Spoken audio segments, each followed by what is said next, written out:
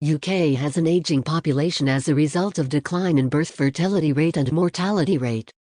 This has led to a declining proportion of the population age under 60 and an increasing proportion age 65 and over. In every year since 1901, with the exception of 1976, there have been more births and deaths, and the population has grown due to natural change. Until the mid-1990s, this natural increase was the main driver of population growth.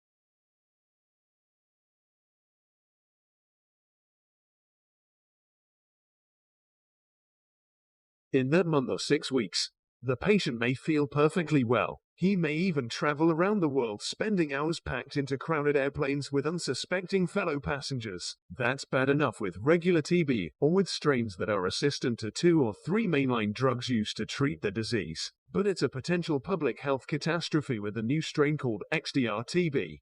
For extensively drug-resistant tuberculosis, the strain is impervious to a wide array of first and second-line drugs. That's why 30% or more of its victims die. And that's why people like Lawrence Gostin are rethinking what public health authorities should do about people with suspected XDR-TB in the weeks before the diagnosis is in.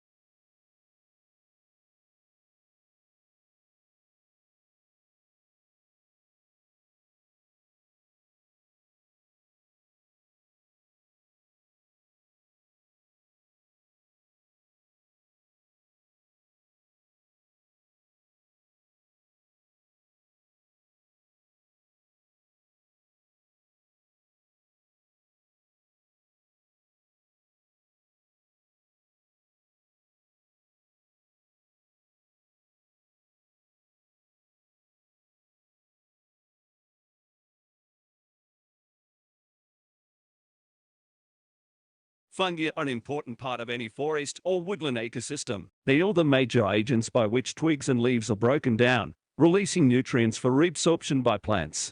And we know fungi also form a constructive partnership with living trees. David Robinson from the Open University's Life Sciences Department explains that although we have known about this partnership and relationship for some time, we are now learning more about the nature of that relationship.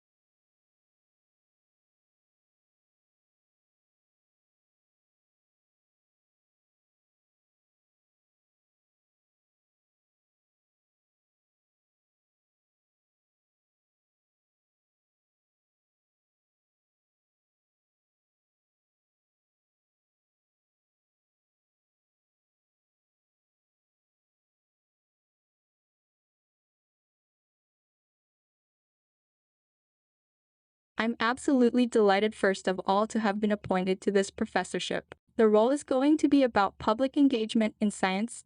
It is about making science accessible to as wide an audience as possible. It's about encouraging young people to think about science as a career.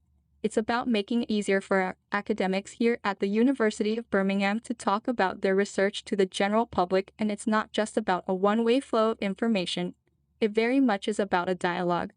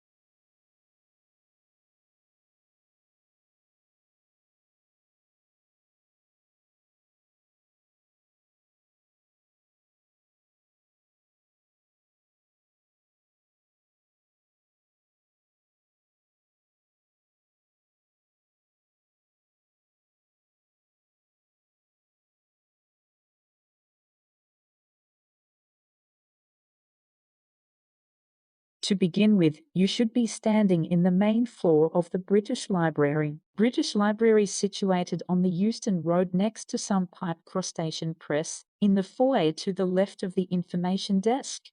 It was a large white staircase. Follow this up towards the gallery at the top of the stairs. Pause and look to your left for attention. This is Robert Cotton, born in 1570 and died in 1631. Cotton was a member of Parliament, but he is mainly known as a great antiquarian collector of manuscripts. It is the covenant we have a great depth and the survival of many English manuscripts. Throughout this tour, we will see his legacy,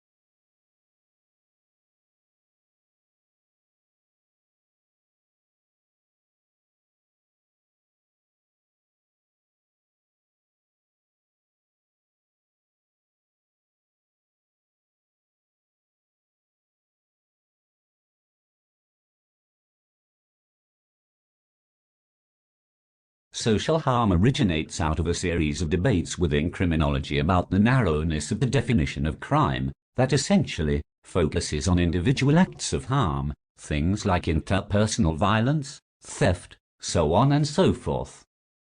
So the idea of social harm originally was to expand that notion of harm to encompass the harms that organizations cause, that nation-states cause. But latterly the idea of social harm really now transcends criminology, so there are a group of writers who think that, and I would include myself there, that actually there's something to social harm that could be very useful in terms of trying to understand the harms that occur within society, to produce an objective and well-rounded analysis of harm.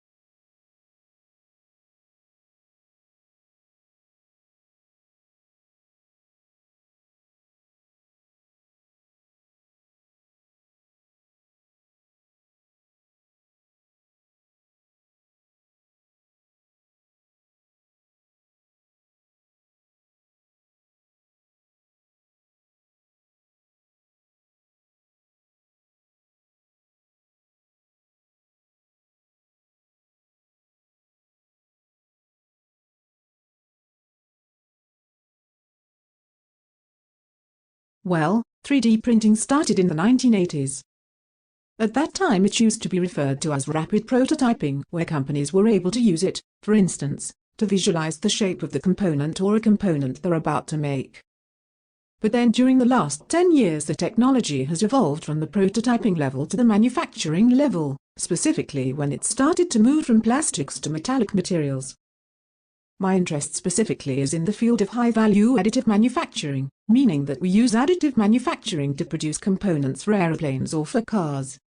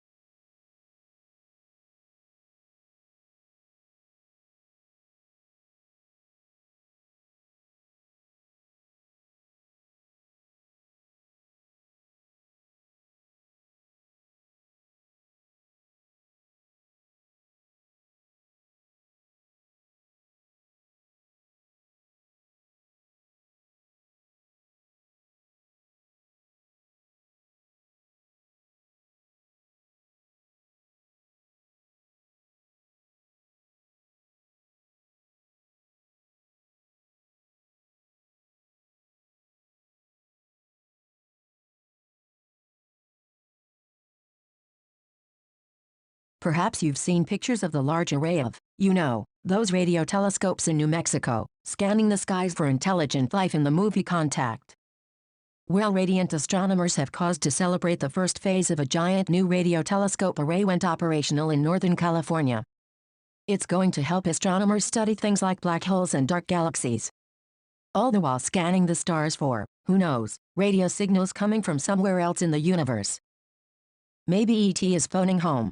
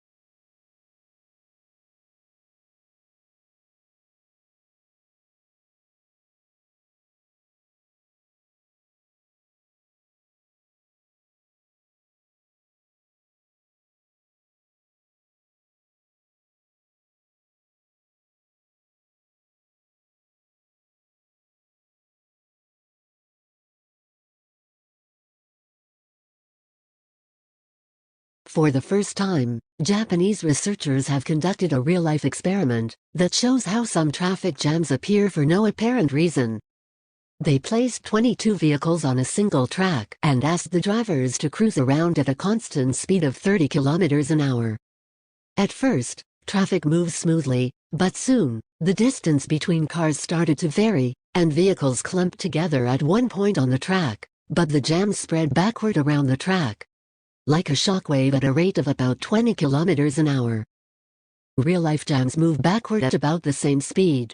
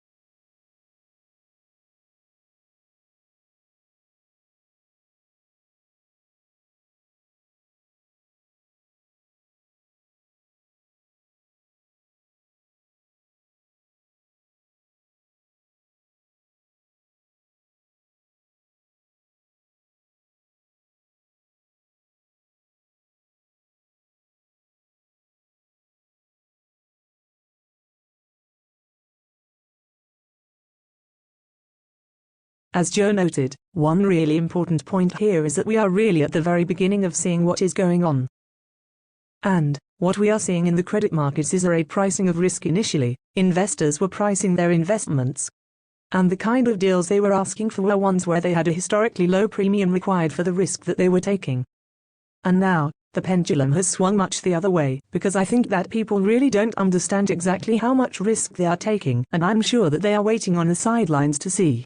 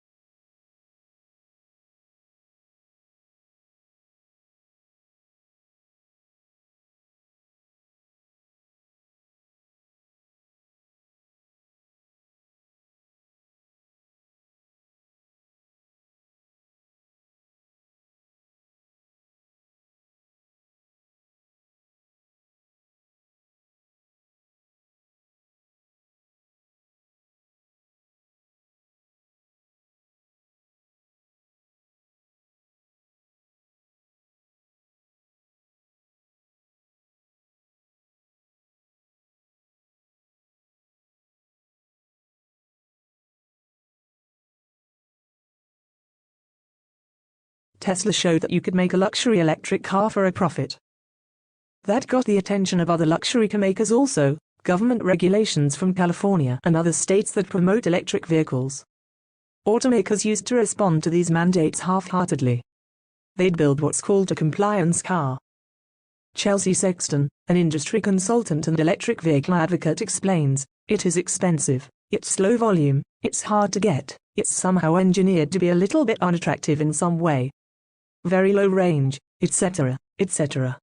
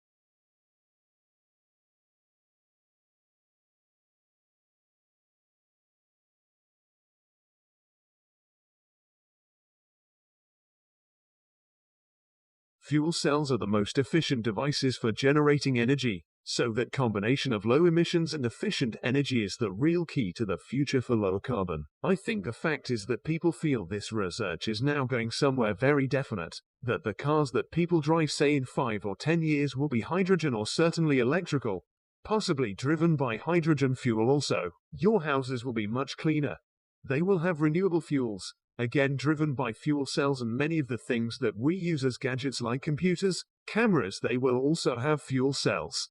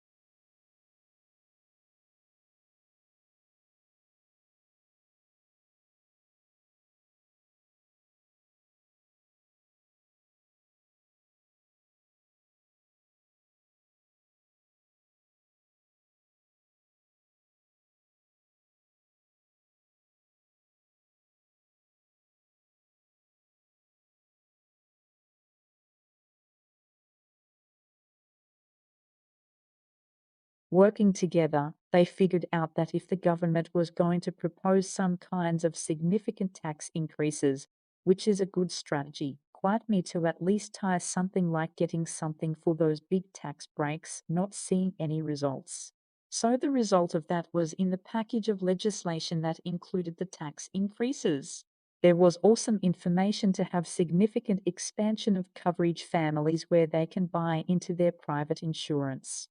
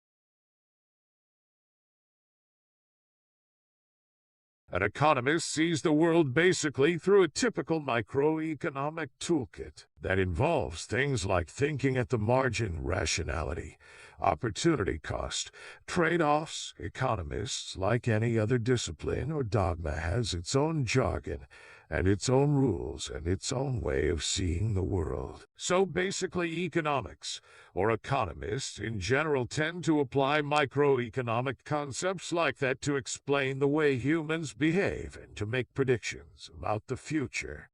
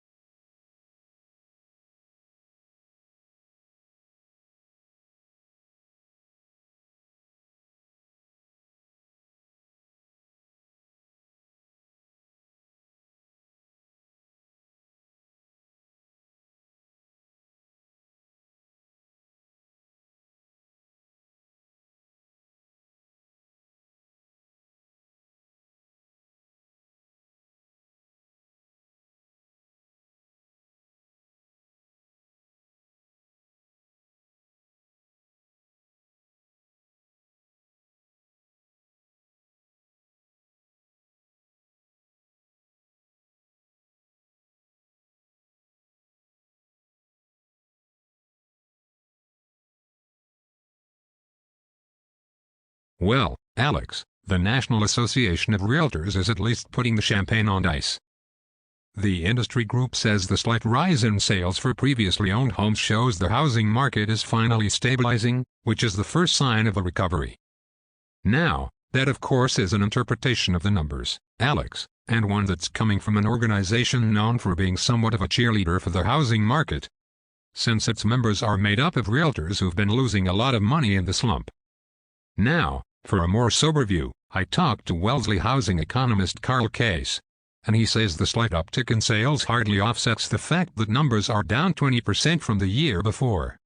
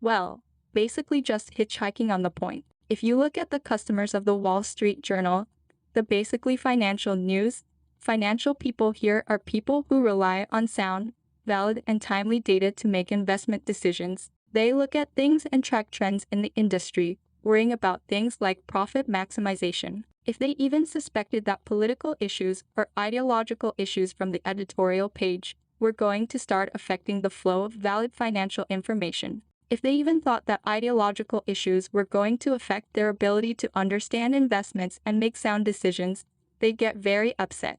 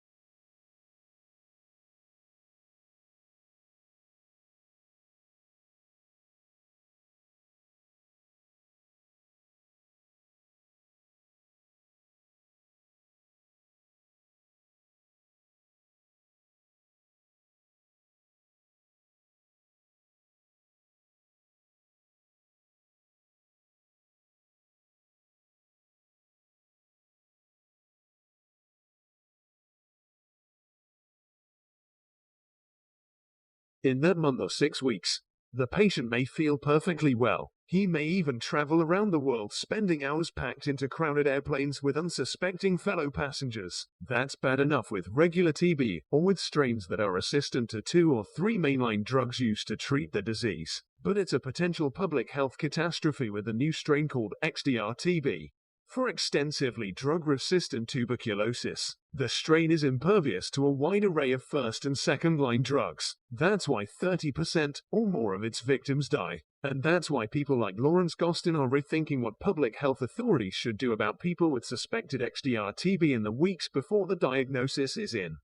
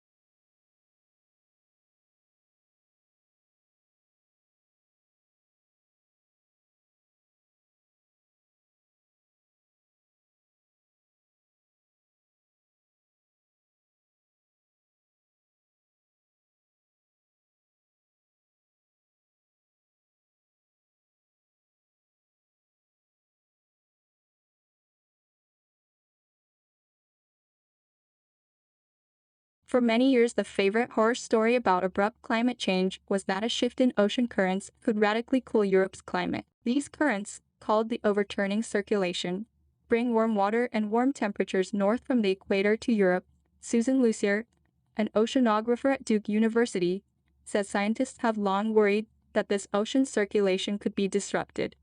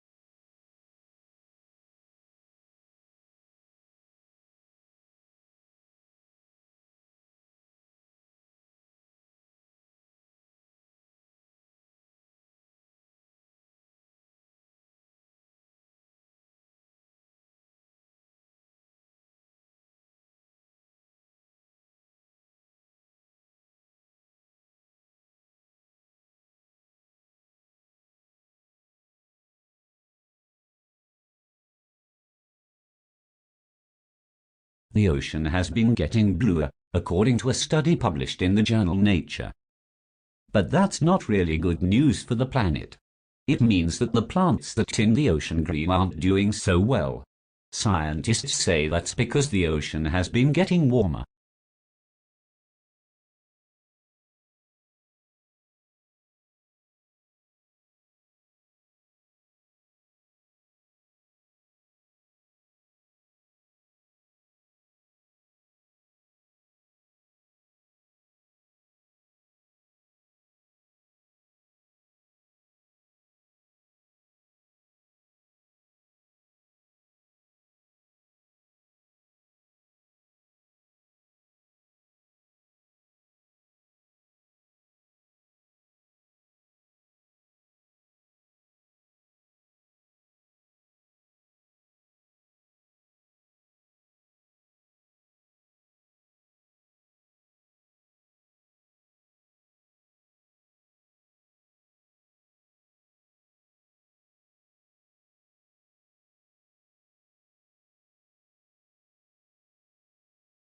Well, in 2004 we integrated ticketing in Southeast Queensland, so we introduced a paper ticket that allowed you to travel access all the 3 modes in Southeast Queensland, so bus, train and ferry. And the second stage of integrated ticketing is the introduction of a smart card, and the smart card will enable people to store value, so to put value on the card, and then to use the card for traveling around the system.